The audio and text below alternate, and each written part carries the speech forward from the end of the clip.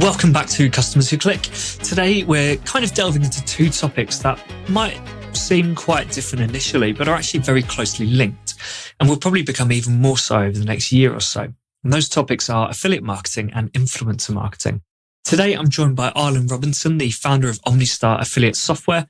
He's been in the space about 20 years, so really knows his stuff. He's seen all the change over the last few years, and we'll explain a bit today about how to deal with the upcoming changes to cookies. Arlen also hosts the e-commerce marketing podcast, which I was a guest on earlier this year. But let's get Arlen on now to dive into affiliates and influencers. Arlen, thanks for joining me today. Welcome to the podcast. Do you want to just introduce yourself really quickly, a bit of your background, what you've been up to? Sure, not a problem. Thank you, Will, for having me. I really appreciate the opportunity and talking to your listeners and your audience. I am Arlen Robinson. I'm actually a co-founder of OSI Affiliate Software. We are an affiliate software platform for businesses that is a viable solution for e-commerce businesses, service-based businesses, and literally any business that is looking to create their own affiliate or referral programs. I'll make a long story short. We've been in business for a long time, actually. We've been going on 21 years now, believe it or not, in business. So I'm kind of a veteran or a dinosaur in the game, if you want to call one of the two. You take your pick. But we started in the year 2000 as a full service web development agency, creating custom web-based applications, custom web solutions, websites, you name it. We did it for several years. And about 5 or so years into the business, we decided to pivot because we saw that there was a need for a lot of web functionality. This is kind of the early days of the internet. And so people were looking to do a lot more things. E-commerce was growing. People were looking to do kind of unique things with shopping carts. And so we created about 5 different web solutions at that time. Our affiliate software was one of them, actually. And so we had about, 5 solutions running strong for several years. And then we decided to pivot again because we really saw that our affiliate software was taking off. And at that time, maintaining all of those other solutions was quite a task. It was really tough to make sure each of those products, those web products, were the best that they could be. So we went all in on the affiliate software. We closeted the other solutions. And really, the rest is history. We've been, going strong with that ever since. Other than the OSI affiliate business, and these days, my role is more business development, forming partnership relationships, and I also host a podcast, which you were on as well. And we appreciate you joining our podcast, Will, which is an e-commerce marketing podcast where we interview experts that talk about a specific e-commerce marketing strategy. And that's a little bit about myself, my little 2 cents, and the quick and dirty, I guess, of who I am. Awesome. That sounds really good. Sounds like you had a pretty good, pretty interesting journey. So, affiliate marketing, that's kind of what we're here for today. Do you want to just explain affiliate marketing to us? Right. I think I would assume a lot of the listeners know affiliate marketing, but it would be good to hear from you. How do you kind of position it and explain it? Okay, great. Well, I'll definitely explain and define affiliate marketing, but I'll also talk a little bit about referral marketing because sometimes people use those terms interchangeably, but they are a little bit different. And I want to kind of lay the groundwork for what the difference is. But affiliate marketing is quite simply when you get someone to promote your products and services to a wider audience, to a network of people that they have access to for an incentive. That incentive is typically a commission or percentage of an order total, a fixed amount, or whatever you agree upon. These affiliates are typically people that have never used your software. Most of the time they may have, never used your product or services. And they're familiar with your brand, but they're looking to promote you, so that they can earn an incentive. And that's really what affiliate program is and an affiliate marketing is. And these days, it is really huge. Brands are really leveraging the reach that affiliates have as well as influencers. A lot of times that term kind of gets lumped into this as well. And I like to think of influencers really as almost the affiliates of today. That term was coined early in the 2000s Actually, I think some people equate it back to Paris Hilton, the socialite here in the U.S. Mm-hmm. Yep. That is one of the heirs of the Hilton Hotel group here. And she thinks of herself as one of the original influencers. And really what they are is people, they're not necessarily somebody at her level or her status promoting products on behalf of a brand and getting an incentive, but really anyone that has any following is really an influencer. Anybody that has people that listen to them. So you and I are followers, you and I are influencers. Everyone listening to this podcast are influencers in their own respect because they have followers across the social networks, friends and families, colleagues and everything. And so those are influencers. And so that's really what affiliate marketing is. Referral marketing is, like I said, sometimes it gets lumped in with affiliate marketing, but it is distinctly different. Well, referral program and referral marketing is actually when you get your customers to refer typically people that they know to your particular product or services, and that you use, usually, of course, for an incentive. Now, the incentive usually with the referral program is usually a little bit different. With the referral program, what's usually customary and recommended is that you would reward these customers with discounts towards future products or further products, because what you're trying to do is get these customers to stay within your ecosystem, continue to buy from you, and you're incentivizing them for doing that, giving them discounts, giving them free product if they refer, people that they know to your brand. And so that's really the difference between affiliate referral marketing. Yeah, I think with referral marketing, really you're looking at someone driving one, maybe two other people. If you're lucky, maybe up to kind of 5. Right, correct. The benefit to you is you get a new customer. But the benefit to that person is that they're going to get a discount or maybe an exclusive product or something. There's some sort of reward from your business, but related to your products. Whereas affiliate marketing is pretty much similar, but we're going to give you cash for every person you send to us. Exactly. That's really the main thing, is that cash is the primary incentive that's used for affiliate marketing. Yeah. Cool. So, I suppose that leads quite well into the next question then, which is what sort of misconceptions do you see around affiliate marketing? I think one thing that will come to mind for me is that affiliate marketing is very much voucher, discount, coupon focused, right? And those are the main ways of driving it. Or you've got kind of any sort of blogger or someone can sign up to an affiliate network, put some links on their posts, and they might drive a sale or two every month. But those are the two kind of big ones that stand out to me.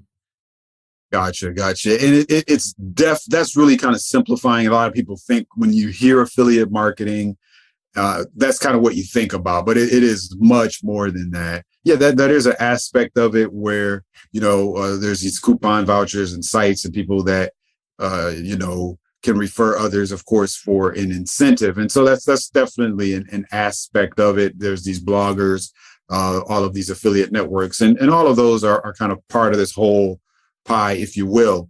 But affiliate marketing these days is really, I think it really is a bit different because it's really exploded because of really not only all of these social networks that have given people and anyone really in our world an avenue to expose themselves and what they like to a greater audience. And that's really why affiliate marketing has really taken on a kind of a whole new life in this world of social media, because it's a little bit different. And so what we see today is that many brands, even larger brands, are really, seeing this, and they're latching themselves on and creating relationships with key people that have a particular following that's a certain demographic.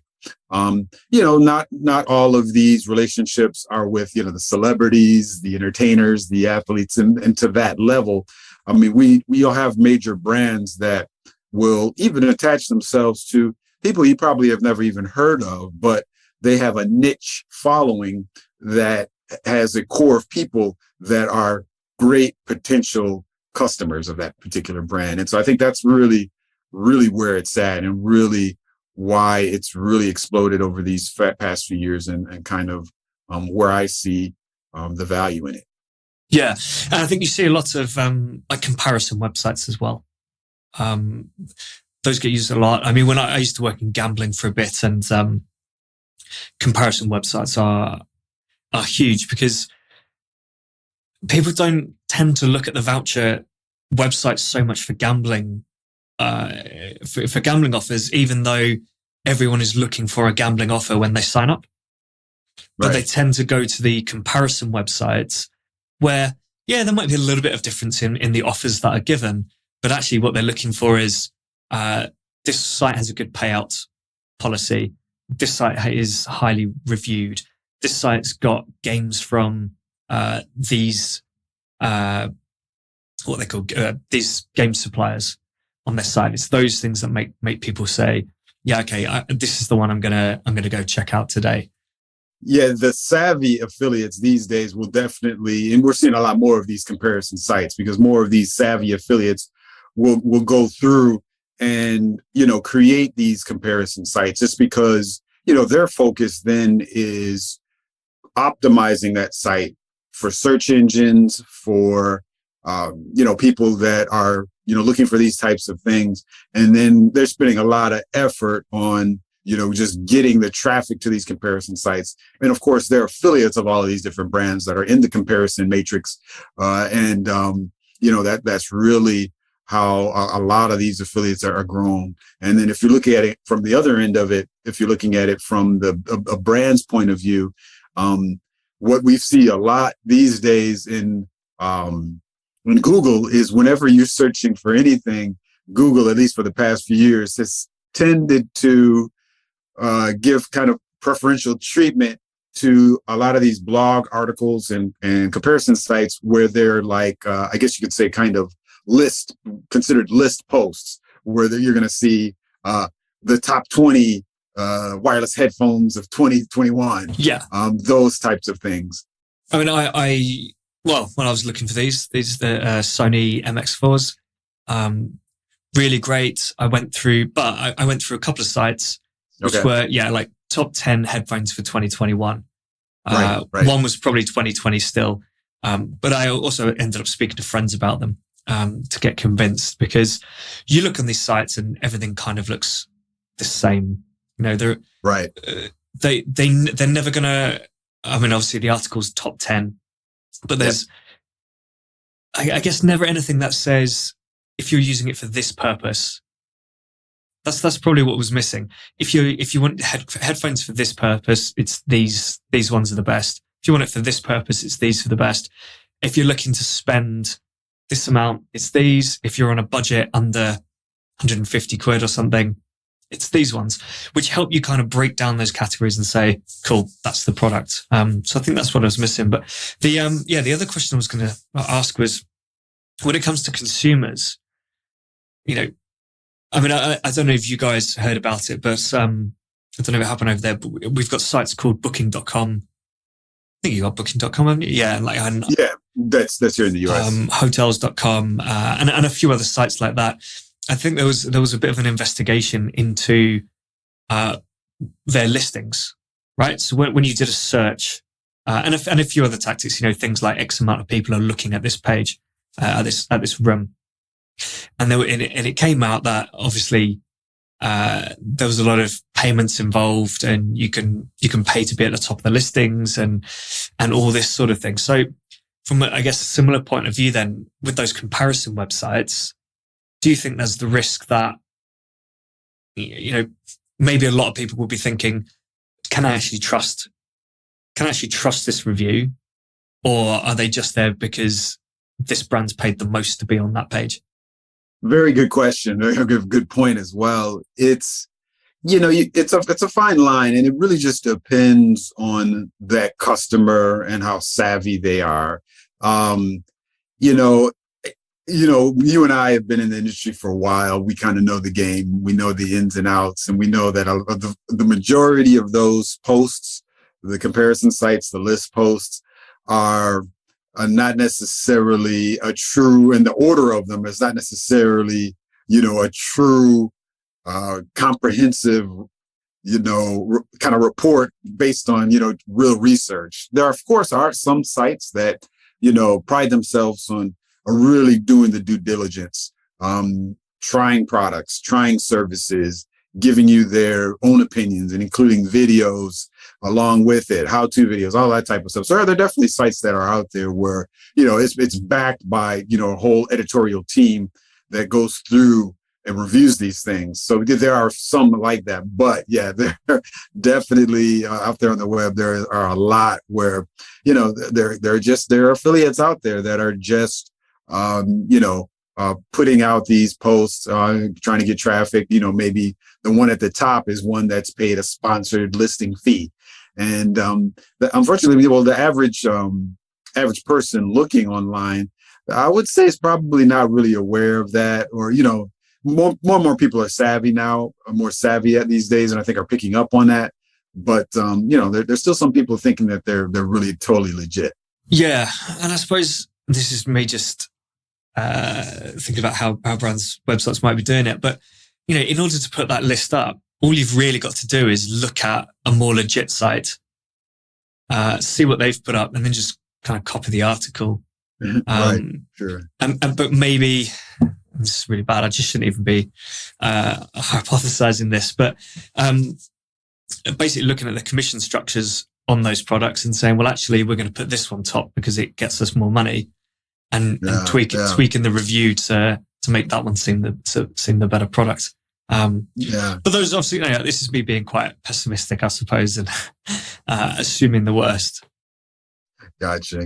Yeah, I think, really all just comes down to the only reason these types of sites exist and people are doing it is because, Google allows it. Google ranks these sites, and, it's not necessarily anything wrong with it per se, because it is exposing these brands, but it just comes down to the authenticity of the, the placement of these lists, these sites, and these companies. And, was there really true research done and when these articles and these posts were created? So that's kind of what it comes down to. Yeah, exactly. So right, back to the kind of the actual e-commerce brand side, I suppose. What can brands be doing to make sure their affiliate program is strong? What are some of the key things you need to be doing? Well, the key thing that I see is once you start and launch an affiliate program, common mistake that I see a lot of brands, kind of making the mistake is that they just launch it and, kind of expect affiliates to just come and join it and really don't do any promotion or anything behind it. Unfortunately, it does take some legwork, just like anything, as we know these days. Anything that you want to have a success, you got to put the work in behind it. So you can't just launch an affiliate program and then just expect affiliates to find it. What you do have to do is have a pretty clear strategy of finding affiliates, and it can be done a number of different ways. The beauty of it, of the world that we're in right now, is that everything is available online as far as, the data and the ability to be able to contact people. So one of the things that I would say is, before getting started and approaching affiliates, is really, looking at what your corporate, your brand mission is. Who is your average customer? What's that ideal customer avatar? What does your typical customer look like? And then what are the overall values of your particular brand? And then from there, trying to align yourself with affiliates that have people in their network that match that particular customer demographic, and they also are in line with your values. The reason I mentioned in line with your values, because that's a big thing. I've talked to a number of different really successful brands, and what they say is that they are really choosy about who's promoting their brand. They want someone that's representing their brand that really kind of has their same values. So, for instance, an example would be if your brand creates, a consumable product. Maybe it's a food item. people these days are very conscious about environmental issues, such as sustainability as far as packaging is concerned.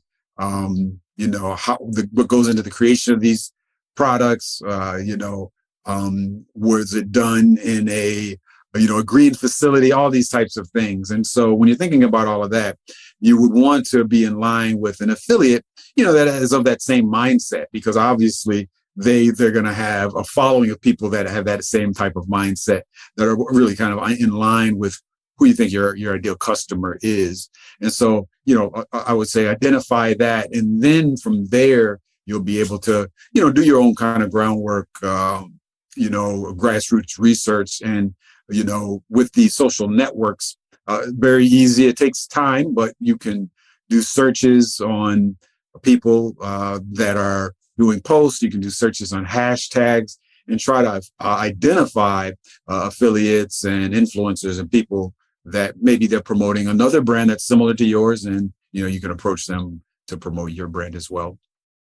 Yeah, I mean, I suppose just top of mind is I think websites that promote or quite heavily promote like gambling, maybe CBD products, things like that. Those are ones that are clearly going to be, if you're trying to be if you're an environmentally friendly e-commerce like a fashion brand or something, not saying the people who follow those, are into gambling and CBD are not those customers, but it might not be the place that you want to be promoting. I suppose, you get it a lot with brand ambassadors, don't you? And the reason a lot of brand ambassadors lose, well, actually, that's just general bad behavior. But yeah, brand ambassadors, people pick them, don't they? They pick the people who are known for having certain values or being a certain way, and they will work with them. I imagine there are loads of celebrities out there with millions and millions of followers, but certain brands would never touch them because they know that their style and their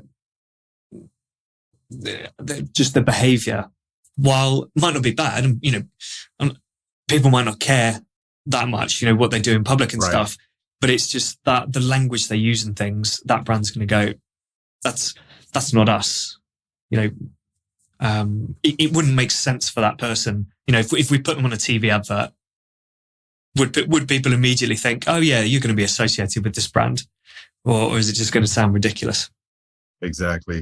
Yeah, these days the brands, I think, are a lot more cautious as to who they're aligning themselves with, just because with all of these different channels, and it's good and bad. People have the ability to blast out a message really to the world and anyone that is in their kind of following.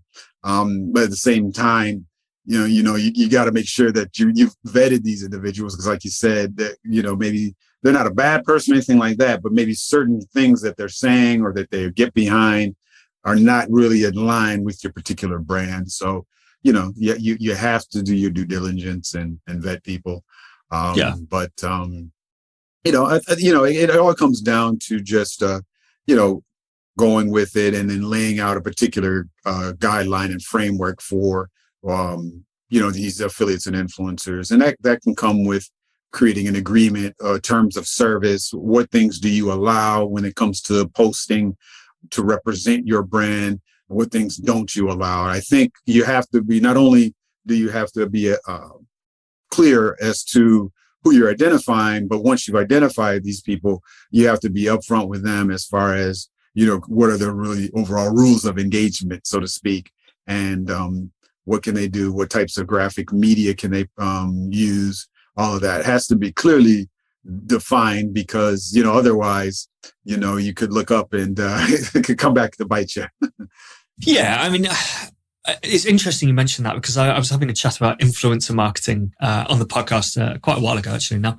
And they were saying that one of the mistakes brands tend to make is actually being too prescriptive and too restrictive with what the influencer is allowed to do. And therefore, you can tell that it's a brand promotion, right? I see. And it doesn't come across as the influencer saying, right, all right, I know I'm saying this is a paid thing, but I really like this product. It's really cool. You can do this, blah, blah, blah. And instead you've got an image or something that just does not fit in with their profile. Yeah. So I think, you need to have those strict guidelines, things like, all right, do not show our product alongside, it might be alcohol, tobacco, or near a pub, something like that, those sort of things. But maybe not being so prescriptive with, if you do want to take pictures, take video, go for it. Just make sure those things are accounted for. But create like kind of creative style. Yeah, style. Just go for it. Yeah, that's a very good point. So it really is kind of a fine line between laying out some guidelines for these affiliates, but yet don't have too many strict guidelines where, they're just so restrictive to what they can do. It comes across as just a straight promotion, a straight ad, and it doesn't seem authentic or genuine. So that's, it's difficult these days. And I think, the trouble that brands have these days is this whole, quote unquote, cancel culture, because, brands these days are really quick with disassociating themselves with someone just because of something that they've said or posted, because, the virality of certain things can spread so quickly these days. Brands know that, if they associate themselves with somebody and they say the wrong thing, that could really affect them. So, you got to be careful. You got to give people freedom to kind of express themselves, promote how they want to, but at the same time, it is a fine line with, what you want to tell them that they can and cannot say. Yeah, definitely. What are some other mistakes you think brands can make? Great question. Another common mistake that I see is that when you're creating an affiliate program, thinking that there's a kind of one size fits all for all of your affiliates. And what I mean by that is creating an incentive structure where it's just saying, you're just flat out saying, okay, if you sign up for the affiliate program, every affiliate is going to be earning, let's say, 20-30% commission. That's it. And then keeping that the same across the board. I think as a brand maybe starts off and just initially launches an affiliate program, it may be fine to just have a straight blanket commission across the board for anybody that signs up. But as you get more mature, you get more you get more affiliates promoting your brand. I think what you need to do is more personalize the relationship that you have with certain affiliates and figure out, all right, this particular affiliate, he has a following of 20 million followers on Instagram. He's heavily active on TikTok. So, there's no way we can just keep him in that same level of the 20-30%. We've got to, in order really to entice him, we've got to come up with something more personalized. And so I think it comes into, once you're approaching them, you want to sell it like, all right, they're not going to just be fitting into this hole where that's all they're going to make. You're going to, really look at what they have to offer and then come up with a fair commission based on the exposure that they're going to give you. So I think that's something you definitely want to consider. I've seen scaled commission structures work quite well. What I think maybe is kind of the opposite of what you're suggesting, really, but I see it a lot, is kind of tiered structures, but it's tiered around what the brand wants, not what would be helpful to affiliates, and maybe not what the customers want. So, right. And I know there are margins and things involved, but and I know another common one is a new customer versus existing customer, right? If you drive a new customer, you get a better commission. Fine. But it's when it's stuff like category A, we're commissioning at 10%, category B is 5%, category C is 1%. And you're kind of saying, if you're an affiliate that focuses on category C, we don't think you're that valuable. But if you're an affiliate that can promote all three, why would you promote category 1? Yeah, good point. Right. If you want those brands to, it's different with like voucher brands because they just stick the voucher codes on the website, stick a bunch of deals on there. If you end up going to buy category 3, don't care, they get paid. If you buy category 1, great. But for those who maybe are themed, have their niches and stuff, you're not giving them any incentive to create content around those lower tier products, because why are they going to spend hours building content for that when they could put time into one that's got 10% commission? So I do see that a lot. I mentioned I've seen tiered. So yeah, if you the first 100,000's at 3%, anything up to 250 is at 5%, that sort of thing. But have you got examples of where maybe it's a bit more personalized, like to the actual? Yeah, the tiered is good as far as from the brand's point of view. Having the commission adjust when people hit different levels is something that's pretty common. I see a lot of brands that do that because, it is kind of easy for the affiliates to see, okay, where they're at, what they can actually achieve if they start, promoting more, if they start referring more, what that can increase to. And that can definitely motivate affiliates. And so, yeah, I see that a lot. There's definitely nothing wrong with that tiered structure. And that's definitely something that I recommend. But as far as on the personalization side, I think what brands can do is really almost you could do the tiered system, but I think what you may need to do, depending on the type of affiliates that you're going after, is you may have to have two or, multiple structures because, there's going to be people, affiliates that are going to bring more to the table, have more followers, going to give you more brand exposure, all of that. And so they need to be in kind of a whole separate category. Whereas, you could have some other affiliates that, maybe these affiliates are bloggers, for instance, and they have different, niche blogs. They do okay as far as the traffic that they're getting and the people that they may be sending towards your brand, but they're nowhere near on the level of, let's say, your affiliate influencer category of people that are, have millions, tens of millions of followers. And so I think you want to think in those lines of really categorizing your program, and then, speaking to people a little bit more on an individual level, and figuring out, okay, what are some of the things that the higher profile influencer affiliates are going to need from us, as far as, maybe it's promotional material, maybe it's messaging information. What do they need versus the category of people that you have that are maybe just bloggers, that just write niche articles about your particular industry, because there's two different camps there, and their needs are totally different. So I think you want to look at those lines and, as your program grows, start to structure it accordingly. So you're kind of suggesting it doesn't necessarily have to be different commission structures. So you could have maybe that one tiered commission structure based on how much you earn, how much you drive. Yep. But when you get to those top tier affiliates, you almost give them a bit of account management, right? Yeah, exactly. They become more like partners, right? You work with them on campaigns.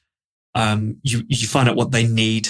What can the business do to support them in order to make them a more successful affiliate, rather than just saying, you drive the traffic, you'll earn money. Exactly. Yeah, you definitely nailed it there, because you got to think about these higher profile affiliates and influencers. They're not only promoting your brand, they're promoting multiple brands. There's multiple brands reaching out to them, and they're super busy. They spend a lot of time online doing things, recording videos, posting, and just managing all of that. So they are super busy. And so whatever you can do to make their job easier is really going to, put a smile on their face, because they know that, okay, this particular company has gone out of their way. They've given me account manager. If I need a certain creative media or material, I can reach out to this person. They're responsive. And then, that goes a long way. They're going to be more apt to promote you over the next brand if you start, treating them like that, more as a partner, as you mentioned. Yeah, exactly. And like you mentioned at the start, right? If you're targeting the right people, if you're finding the correct affiliates and influencers, they are likely to, they're probably quite likely to like your brand and like your products. And therefore, they're not just promoting the brand, they're part of the brand. They become part of that brand. They should be getting excited about it. It's not just driving traffic to a website and earning some money. It's being part of those campaigns and things. Cool. So where do you see, are there any trends going on in affiliate marketing? Like, apart from maybe moving towards affiliate influencers a bit more, do you think anything's going to change in the next 6 to 12 months? Anything people should be aware of? Yeah, definitely. One of the things that's coming down the pike, it has been delayed by about a year or so, and a lot of people kind of in the affiliate space are kind of on pins and needles. And what that is the major browsers are going away from the cookie tracking, the third-party cookie tracking. There's already been some things done on Google with Google Chrome as well as Safari to kind of limit that. But we're going to reach a point where they've already announced that they will no longer support third-party cookie tracking across, like it's going to be across most of the browsers, I think, because once one does it, they all have to do it. Yeah. So one of the things I think you have to be mindful of, I guess, from both perspectives, if you're a brand and you're using technology, you want to make sure that they're up to speed on this, and they're going to be able to accommodate a kind of a cookieless world, a cookieless tracking world. And, from our perspective, me being on the affiliate software side of things, that's definitely something we've got our eye on. Our development team has pretty much a strategy for how this can work. And we're already actually have used this in certain cases. So it's definitely doable. It's just the platform that you're using has to have this thought out and be prepared to be able to shift whenever this happens. So that's one thing to keep in mind. If you are a brand, you're looking to utilize the software, you want to make sure they have a plan for adjusting and being able to still track in a kind of a cookieless world. So that's one thing. And then also from the perspective of an affiliate. Yep. So just on that. Sure. Do we have a date for that yet? Because I know it got delayed, didn't it? Google pushed it back a little bit. Yeah, it did get delayed. I don't know if there's a hard date. The last that I heard was it was pushed by about a year off. But I don't know any hard dates. It's just really hard to tell. So maybe towards the end of next year. That's kind of what I'm thinking. Yeah, that's kind of what I'm thinking. It's a lot going on in our world these days right now. Yeah. So I don't know. That's probably why it had been delayed. And especially because there's been such a huge influx of e-commerce, online sales and traffic these days because of the pandemics all over. And that's I think they're kind of waiting to figure out, all right, when is the best time to make this kind of this major switch. Yeah. Yeah, cool. And sorry, you were about to mention the second thing. Yeah, what I was going to say is, from the perspective of an affiliate, where that whole change comes into play is you definitely, if you're an affiliate and you're looking to identify brands to be able to promote, you want to, ask them, all right, what technologies are you guys using as far as tracking? Are the tracking links that I get, is it going to work in a cookieless world? If not, does the system that you use have a plan for that? Am I going to be able to easily, seamlessly, continue promoting the same way I do? So, as an affiliate, they also have to be mindful of this as well, because it could definitely affect them. Yeah, definitely. I suppose as a brand, if you don't make sure you're up to date, you're going to lose all those good affiliates who they don't know. Well, you're not going to be able to report on sales to them, so they're not going to. Exactly. Why would they promote your product if they can't track the sales? Yeah, it's a really good point. Cool. So just before we end, is there anyone in the kind of D2C marketing world that you would love to take for lunch? Great question. I guess the person I'm thinking about, he probably exists in a lot of worlds, not necessarily just in the D2C marketing world, but he's, I guess you could say, a person that's really considered a true expert in digital marketing across all platforms would be Neil Patel. He is a major digital marketer here in the US and then globally. He's done a lot of work. He's actually been on our podcast, e-commerce marketing podcast, a few months back, and had a great conversation with him about link building and the significance and importance of link building and whether or not the importance of link building is going to go away. So it was an interesting conversation via the podcast, but I would love to actually sit down with him, have lunch, and really pick his brain a little bit more about where he thinks kind of everything is going, as far as, digital marketing, Google, all of these things. Cause I'm sure, at his level, he has some insight, or at least has contacts, with people that, are the nuts and bolts of the creation of a lot of these search tools and search engines. Yeah, absolutely. I mean, if you're doing research into any aspect of marketing, it's highly likely his website's going to pop up on Google with some sort of a guide or an article. Yeah, good choice. And so just Thanks. Finally, is there a marketing tool that you can't do without? Or maybe not a marketing tool, but a tool you use in your job, in work-wise, that you love? It was a couple of tools. I would say if we kind of keep it in the marketing tool world, I know one of the things that I've used to do a lot of analysis when I'm looking to form, relationships. Like I said, I'm more on the business development, partner relationship side. And whenever I'm kind of analyzing partners and potential partners, we use as a team here, is Ahrefs, which is the SEO tool that will allow you to get a ton of data, data about search engines, about sites, keywords, you name it. That's my go-to tool with regards to marketing and helping us make informed decisions about the relationships that we're making. So that's the go-to tool. I'll give you one more bonus tool that I use definitely on a day-to-day basis.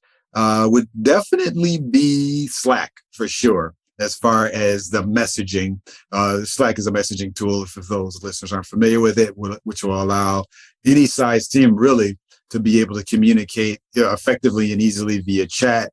They actually have a phone component as well, and video. With your team, you can create separate channels. So if you have a team comprised of maybe 3 or 4 departments or more than that, you can give each department their own channel, and then everybody can subscribe to that and they can communicate with it. It's I don't know what we would do without it, to tell you the truth. It's something that I think our team lives and dies by. I have mixed feelings about Slack. I do love it, but at the same time, I feel like it can be a bit of a drain on time. It's very easy to get sucked into conversations there. When you're thinking, right, actually, we should be putting this in an email or on Trello. Let's make it like an action, a task. And I think things get lost there a little bit at times. But no, I do like it. I use it a lot. I use it for a few networking groups as well. So not just work-wise, but actually opportunities to just connect with other people. So yeah, good choice. Well, thanks for joining me. This has been really great, really interesting stuff. If people want to find out more or get in touch with you, what's the best way of doing that? Oh, no problem. And thank you, Will, for having me on the podcast. I really appreciate the opportunity and to be able to connect with your listeners. But if anyone wants to connect with me outside of the podcast or anything, they can. A couple ways is, of course, as I mentioned, I'm one of the co-founders of OSI Affiliate Software. If they want to check out our affiliate software tool, easy URL to get to our site is just getosi.com. That's just getosi.com. They can pull up our site from there. And if they'd like to get in touch with me personally and see everything that I've got going on, they can go to my website, arlenrobinson.com, and you'll have access to all of my social media handles, and then all of the different podcast appearances that I've actually been on. And pretty much everything that I've involved in you can find it on that website. So that'll be the best way if you're looking to reach me directly. Awesome. All right. Great stuff, Alan. Thank you. No problem. Thank you, Will. It's been a pleasure. It may be tempting to invite every affiliate you can to your program to build out your reach and potential as quickly as possible, but there are some downsides to that. Some affiliates just aren't that great at following guidelines, let's be honest. They'll join the program, but they don't bother to follow design guidelines, placements, messaging, things like that. Maybe even some rules around what voucher codes they can use, whether they can use PPC and things. But then there are some good affiliates who just don't match your brand identity and values. They may well have a good audience and drive some sales for you, but you might actually be doing more harm than good by having them associated with your brand. If you're a vegan food brand, for example, it wouldn't make sense to link up with an affiliate who runs a Meat Master barbecue YouTube channel. Some of his audience may well be willing to buy from you, but it's likely your core audience will find it quite off-putting. As Arlen mentioned, you do need to be aware of the upcoming changes around cookies. They most likely are disappearing, so you need to be ready. Not only so that you know who is driving which sales, but it's likely your affiliates will want that tracking in place as well. If you'd like to learn more about affiliate marketing and the cookie changes, reach out to Arlen on LinkedIn or head over to osiaffiliate.com. If you'd like to chat with me about the podcast, you can find me on Twitter at Will Lawrenson. In my next episode, I'll be joined by Gen Furukawa to talk about how you can build better customer journeys using on-site quizzes. But until then, keep those customers clicking.